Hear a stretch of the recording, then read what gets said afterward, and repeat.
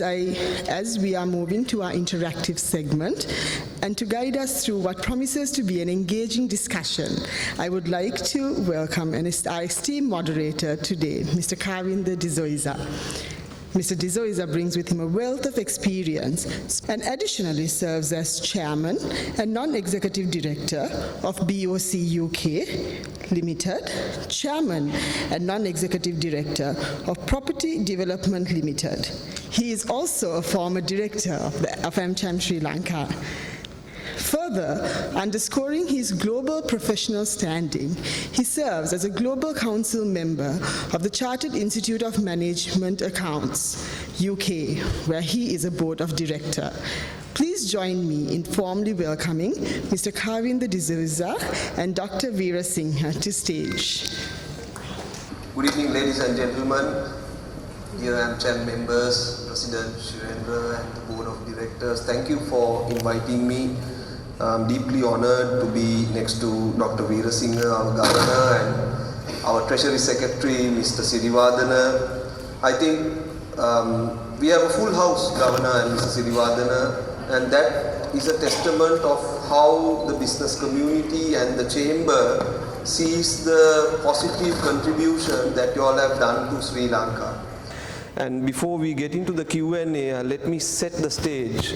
If we take ourselves during the economic crisis, if you go back, we had 12 hours power cut, we had long fuel queues, no medicine, children didn't have paper to do their examinations, we did not have much hope. We were really rock bottom. But just like rising from the ashes, and I think the AmCham board has this same view. We were honored and lucky to have professionals who stepped up for the occasion, who did I believe, a thankless job because it was so difficult. You know, rising taxes, adjusting monetary policy, these are not popularist actions. But today, and again it's my personal view that I'm sharing, not the institutions that I work for or I represent, Sri Lanka is taken as a case study in terms of resilience, focus and action, and how it has come out of challenges. We have our neighboring countries and other countries in LATAM and other parts of the world who are going through these countries, and I'm sure they're coming to you to understand the playbook, what you have done. And Mr. Sirivadana, I'm very happy to see you. I know you launched a book, and I'm sure most of the people will read it. You know, it's a testament of, you know, where the rising from the ashes, you know, and I think as Governor covered, you know, 3 years ago, if we were told this is where Sri Lanka is, a lot of people would have thought, you know, they would have saying, are you serious or what are you saying? You know, we are talking of fiscal buffer and monetary buffer. So I think again, the entire team here, you know, would like to convey their appreciation and congratulations to both of you. And really appreciate what you have done to Sri Lanka, not just to your institution. So thank you on behalf of the team here. I would like to get down to a few questions, Governor and Mr. Sirivadana.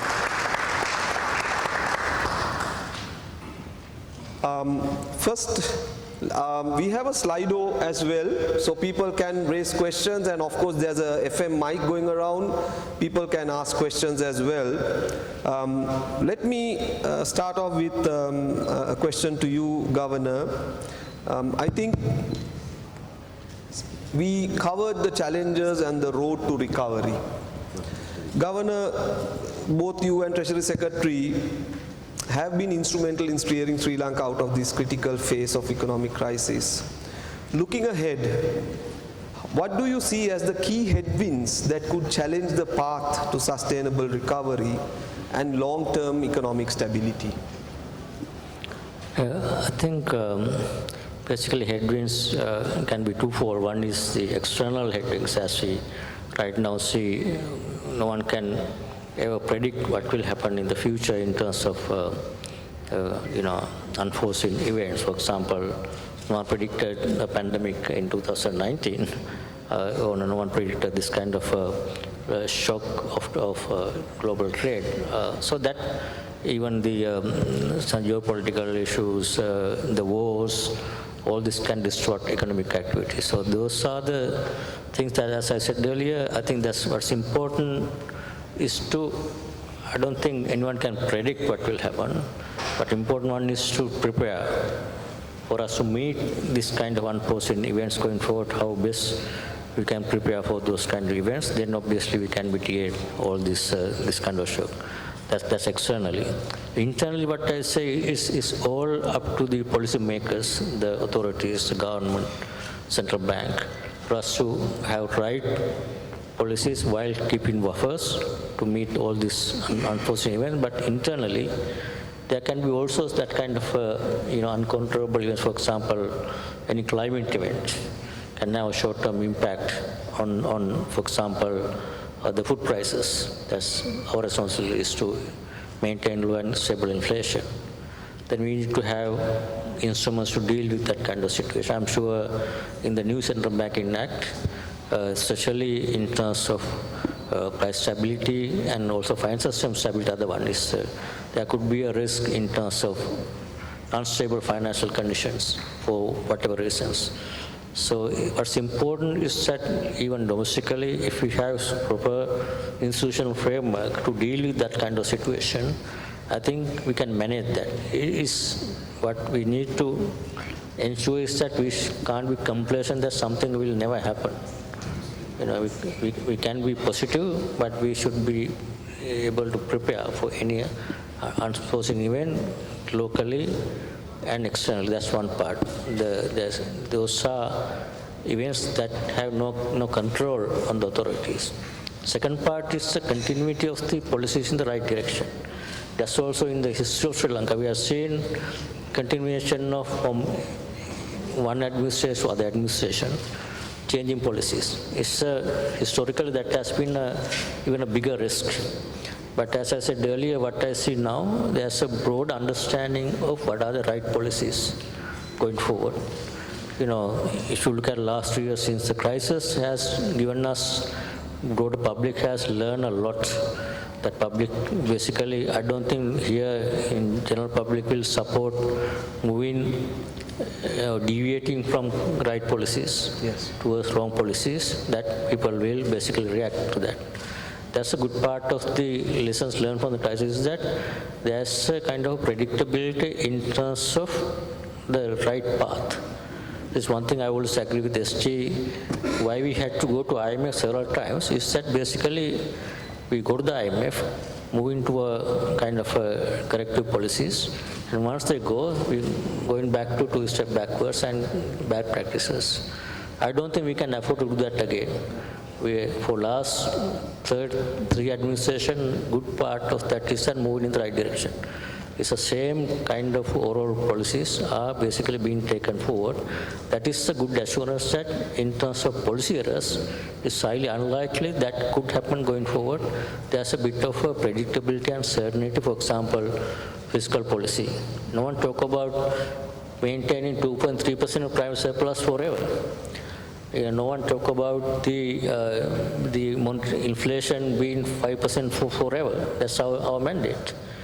No one talk about having financial stability forever without. These are the frameworks we have built up to ensure there wouldn't be a kind of a policy mistakes going forward. But any other events that we have no control, obviously, we have to prepare for that. That's the only thing we can do going forward. Thank you, Governor. And I think you covered some very key points. Sri Lanka staying the course despite changes in administration and ensuring compliance or sticking to one focused view so that it does not derail the economic progress that we have done. And I think you touched a very interesting point, so I will ask one last question, and I really look forward to engagement from the audience as well. I think you touched on inflation. Again, I think it was a very difficult time, Governor, when inflation peaked over 70% in September 2022, and then to now, year to date, we have a deflation of 0.7% by May 2025. This is truly commendable.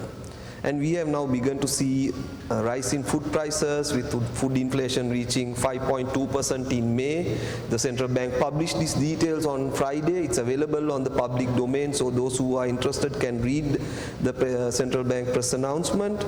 So, with overall inflation expected to turn positive in early Q3 25 and gradually aligning with the 5% target, how do you see the transition unfolding in the coming quarters?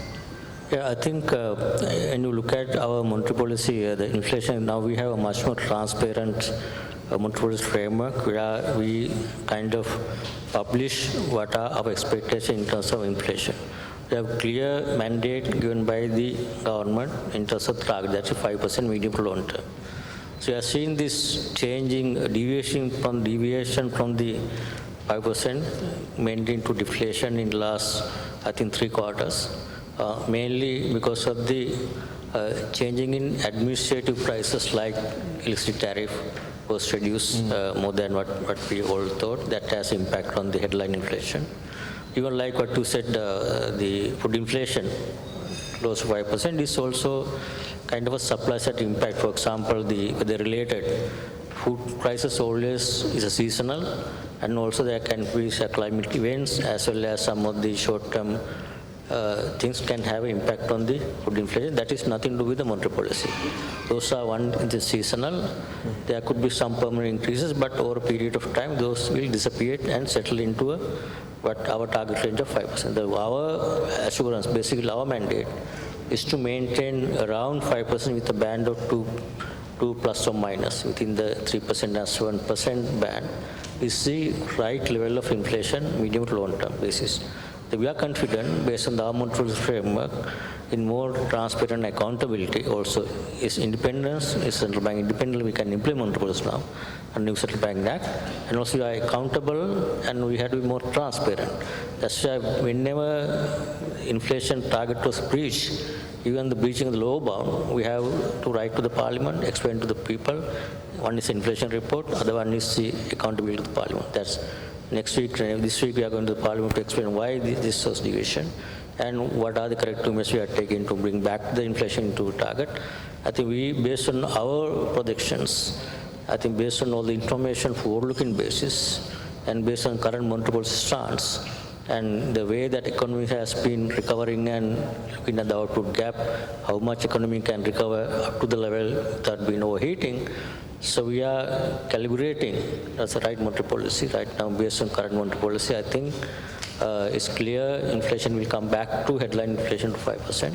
There could be short-term supply side food inflation going up and down, but it's a very short-term volatility that can happen in any economy, but that is a medium to long term. What is important is to anchor inflation expectations and have these businesses, investment consumers to have an idea, anchor inflation expectation as 5% as a medium to long term inflation target. That will be on that basis.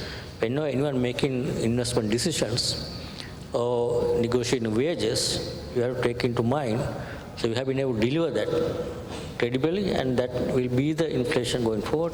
On that basis, people can make negotiations, make an international concern decision with anchored inflation expectation around 5% medium long term basis. That's what's important. We are very confident on new monetary framework. We will be able to maintain inflation around that target. Otherwise, with independent policy instruments available, we can take early actions to bring it back to the target for a period of time. So that's why we have shown that we have been able to do that, and we will do that certainly. With all the other weaknesses in the monetary framework being addressed, for example, now no monetary financing allowed, no government representative in the central bank, no undue influences coming into monetary policy formulation. The independent monetary framework also accountable, and that gives us a freedom for us to do what is the right monetary policy stance for us to maintain and deliver our mandate. If not, we fail. So that we have to be accountable, we have to explain, then will be reflected as a credibility loss of central bank. That people won't believe what we say if we don't deliver what we have promised. I think we have a strong control framework to deliver our mandate. Thank you, Governor. And I think we have all from the business community here, and they do, as you touched, wage negotiations, business planning, financial forecasting, all of these things. One of the key points is inflation and how it impacts their business. And as you rightly said, the numbers do the talking. And also the new monetary policy framework, the accountability of central bank, the independence of central bank. I think it gives a lot of comfort to the business community, and it's definitely a very strong point on Sri Lanka. Again, if you look back 3 years where we were to where we are today, it's very commendable, touch wood. I think the policy, the people, the actions are, the numbers do the talking. So with that, I would like to open it up. I see some familiar faces, so if you don't mind, I'll call out a few names who are also active members of the AmCham. So can I call out to Saneth Gamage from AmCham? Saneth, my ex-Citibank friend and colleague, he also has a very good idea on the macroeconomy. Maybe Saneth, you have any questions? Is there a mic? Yes. I think, Governor, this will be a very sensitive question that I'm going to ask. So when you look at the interest rates across frontier markets and US interest rates, I hear that in US they were looking at a 125 basis cut for this year, but now they are postponing, thinking that given the tariffs and all those stuff, that the inflation may rise. So they are still thinking whether they should be reducing interest rates. Maybe towards the end of this year, they might look at a 100 basis point rate cut. But looking at the frontier markets, Bangladesh, Pakistan, they are one of our key competitors when you bring in investors to Sri Lanka. So they are at double digits. So I know inflation is well under control. Do you think still we have some sort of leeway to bring down the interest rates? Yeah, I think it's explained, but I can't answer the last question. I think all I can say is what you need to monitor is that it's very transparent. This is why we are giving a lot of guidance, information to the markets to understand how monetary policy is being formulated and for people to make their own judgments. Basically, that's where, so we are transparent, publish our inflation path. If you look at the fan chart, every cycle we publish, this will be the inflation path in next 12 to 18 months. Clearly, that's a much more kind of a target range and time horizon that monetary policy today we take action that can have impact on 12 to 18 months period. So when you look at it, what you need to monitor is basically whether our predictions are moving towards which direction. So if we basically, next monetary policy, if we going to publish, okay, inflation will be moving to a different higher path, then you would expect we should take actions or tighten the monetary policy. If we are going to observe our monetary inflation prediction is going to be lower than what we published last time, there's something you should monitor, is that means there's some space for us to ease monetary policy. It's all data-driven, empirically based, and scientific decisions. That's why if you understand the monetary policy formulation process and the basis for monetary policy decisions, it's easy. But that's why if you look at even this inflation targeting regimes and advanced monetary policy frameworks, where we try to give as much as information possible to the market, so market can make their own judgment without being committed to what we will be doing in future. But no one can commit that because our decisions are based on how we see future at that point. But you need to monitor is that how central bank would see the future next 18 months at that point. So giving some signals. Say the economic activity, we have this forward-looking indicators, purchasing managers index, business outlook indicators, and the inflation projections, economic recovery, and also this billing of from the external side, current account deficits that we publish monthly basis, what will be the balance of payment situation, what is the reserve build-up. If you're going to see things are changing in the directions which is not expected, or changing expectation, obviously that is where authorities like us will have to take a position and change the course. I mean, this is why even we questioned the US monetary policy. Obviously, Federal Reserve gave guidance earlier, there will be a sharp reduction this year, but situation changed. With the tariffs and higher inflation expectation, obviously now they are slowing down the easing cycle. That's the information one needs to monitor.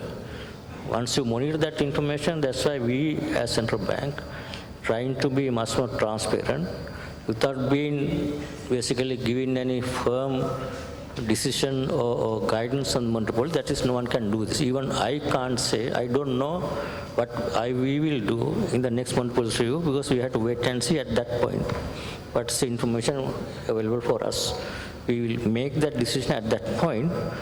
On the basis of framework, on the basis of clear guidance, clear information. And that is why it's easier now.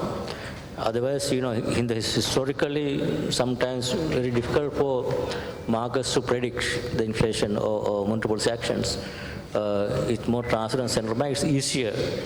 And right now, the Sanit, you basically mentioned what's the expectation of the US monetary policy.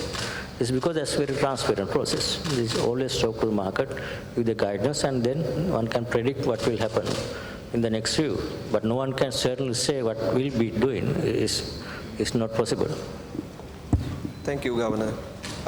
For all of you in the audience, there's a Slido up there and you all can ask questions or you all can vote on it.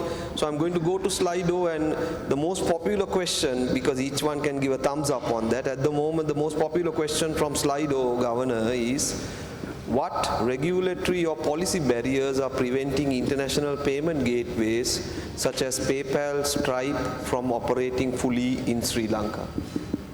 So I don't think there's any barriers. For example, PayPal, if they're willing to come here, we are open. It's up to the PayPal to come here. It's not that we are blocking PayPal or any other. For example, obviously there are, for example, now cross-border payments, the linkages. Right now, what we have been doing, we have what they call with India UPI. There's now interface connected with UPI, cross-border payment. Then China Union Pay, we are now Sri Lanka Pay has developed their system. Likewise, in Alipay, now we have a system in Singapore Alipay. Now we connected with them. So basically, one thing is that when we connect with some other cross-border payment platform, we need to ensure the security of the transaction. We need to ensure that the payment gateway or whatever the transaction are secure. Safety and security of this transaction is our responsibility.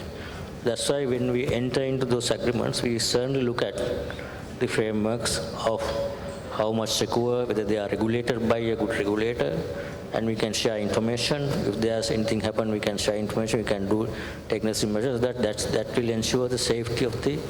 Other than that, there's nothing preventing for any payment platform to come here. If they think there's a good business here, we are open, but we need to ensure those are not platforms. Those can be hacked. Those are not secure, and we don't want to put our payment system at risk or our Sri Lankan's payment at risk. That is the only thing we ensure as a regulator, that we are open. Anyone willing to come here to business, we are open. Thank you, Governor. And I think I also represent the banking sector. The most important thing is to protect our customers and have end-to-end protected, encrypted transactions that can be safely processed. So I think this comment was well answered, and those who asked the question, you got an answer to that. If I could move on to the next question. What are the effects of US tariff on the private sector, and how will the Sri Lankan government protect it? No, I think we have to understand two parts. One is the government responsibility is that if, for example, 40% tariff was imposed, then there could be a significant shock to the economy. For example, there could be, this apparel sector, about, I think, whatever 300,000 workforce part can be unemployed. Then government responsibility is to look after people who are falling into this and provide social safety net, at least temporarily, until they move into another sector. So from the government side, government should be ready to help the sector in terms of government responsibilities of, at least there are different instruments. For example, some government, if you can remember COVID period, some governments provided this employment benefits to keep employment with the sector without unemployed.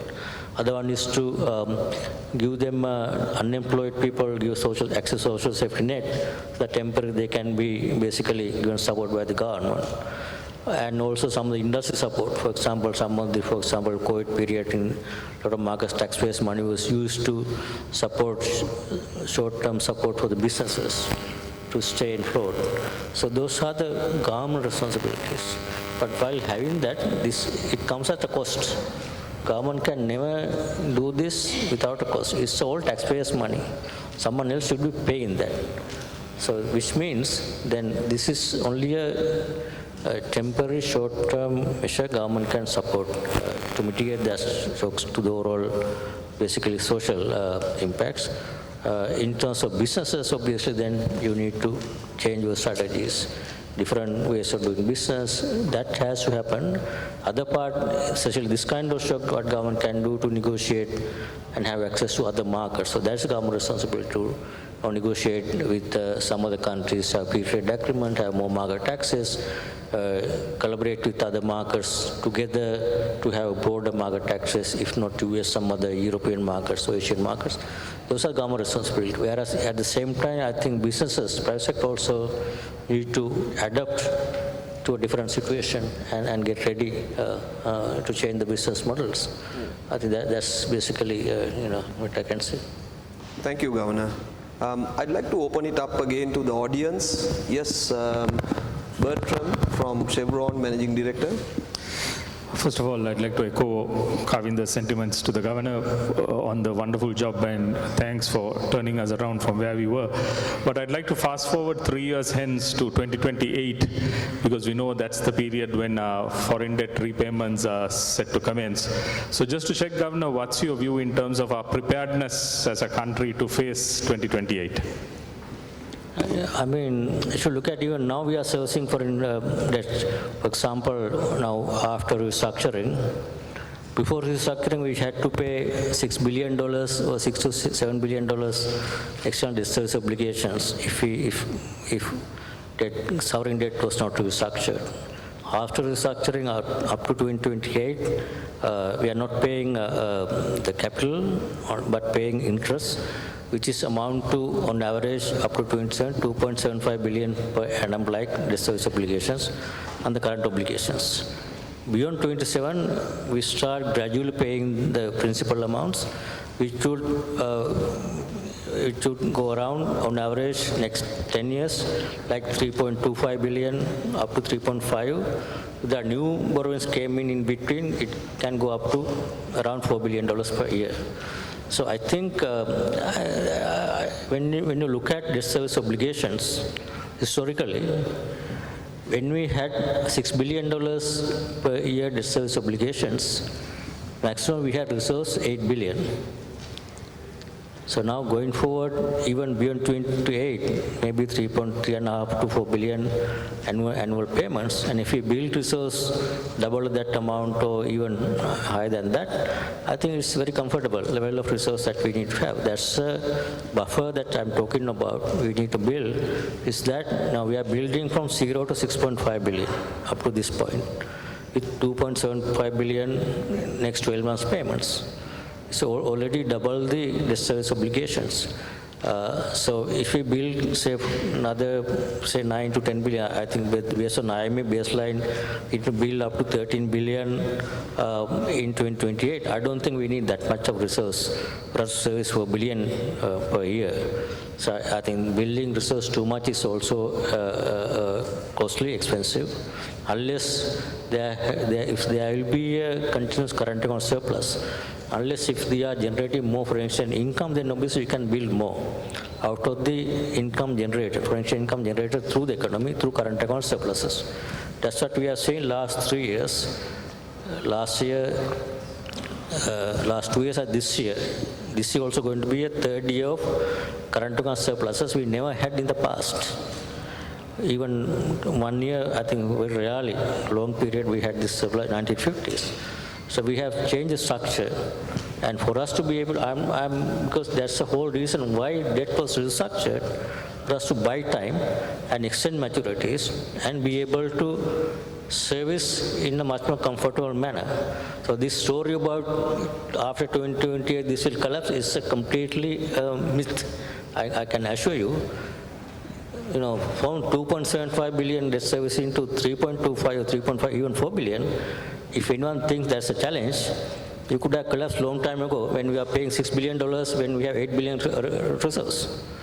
That won't happen. I think if we move in this direction, paying $4 billion maximum every year by government debt service obligation is not something that is very comfortable level of debt servicing. I don't see that's a problem.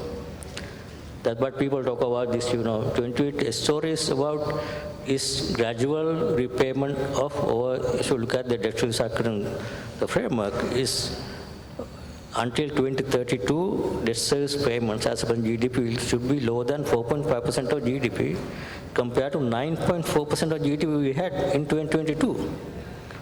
So debt service obligations as per GDP was over 9%.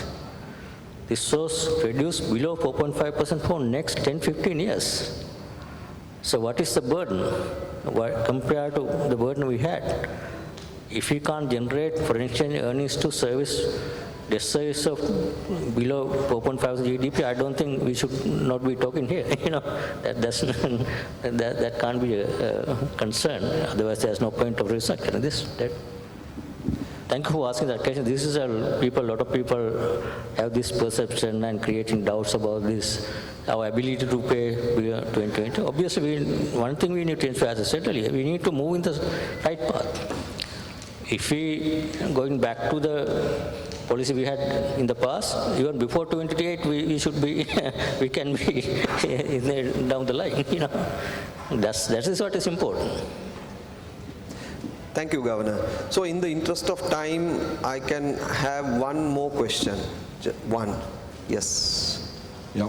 My name is Raghavan. Governor, do you believe there is a black economy in Sri Lanka?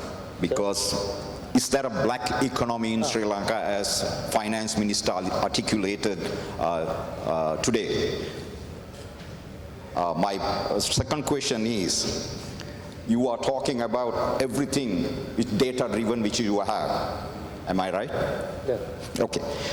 In Sri Lanka, there is a majority currency works out of the banking system, which is Sri Lanka Central Bank data says there is 1.1 trillion is available in the market, which is around 350 billion only in the banking system.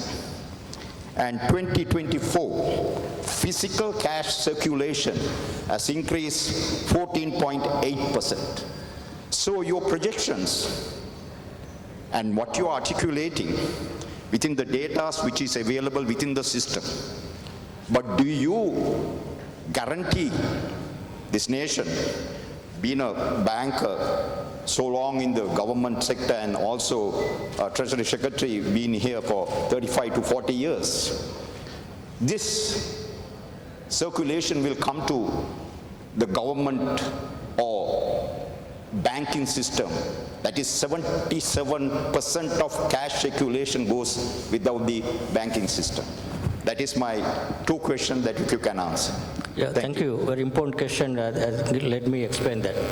So, first question, currency in circulation. I don't think there's any country in the world there's no currency in circulation.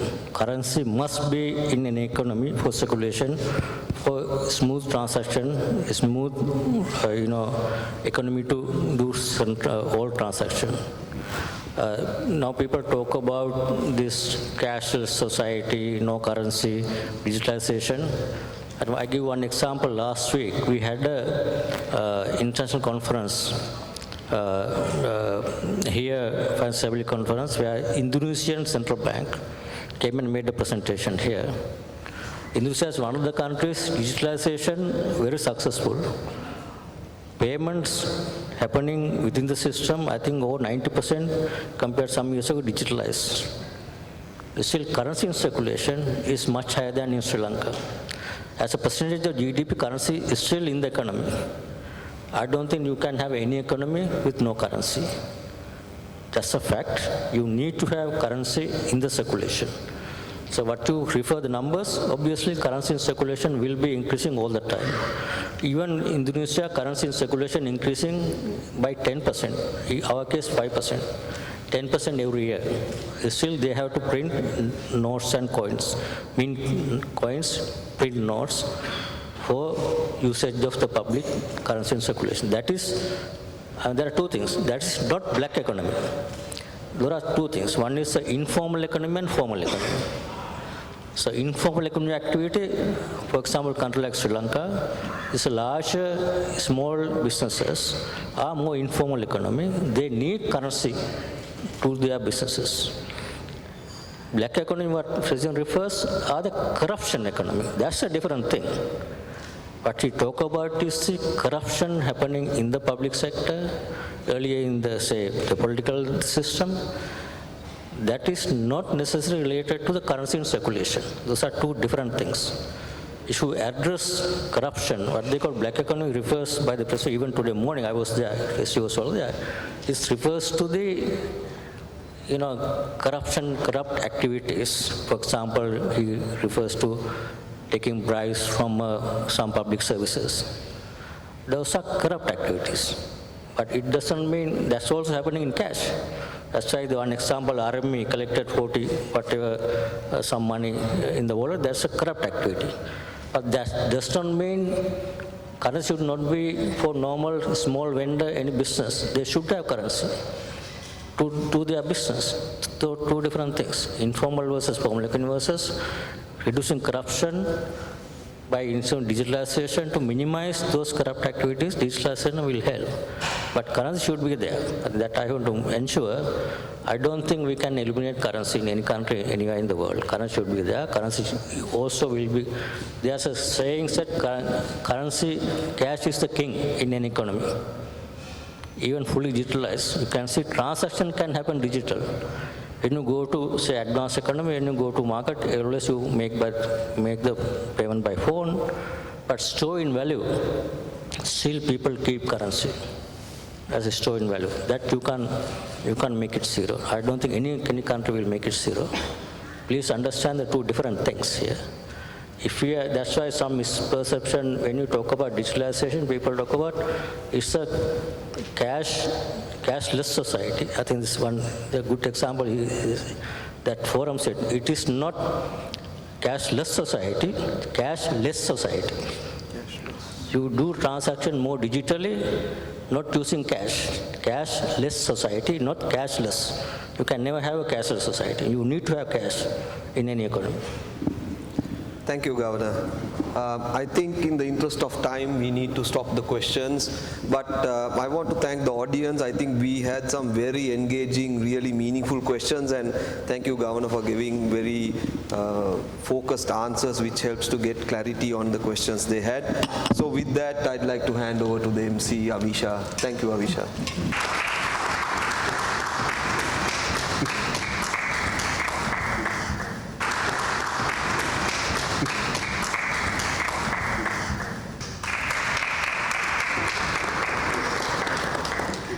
Thank you, everyone. You may now take a seat. Ladies and gentlemen, that concludes the formal proceedings of our forum, the Governor's Address. For more latest news, subscribe to FTTV.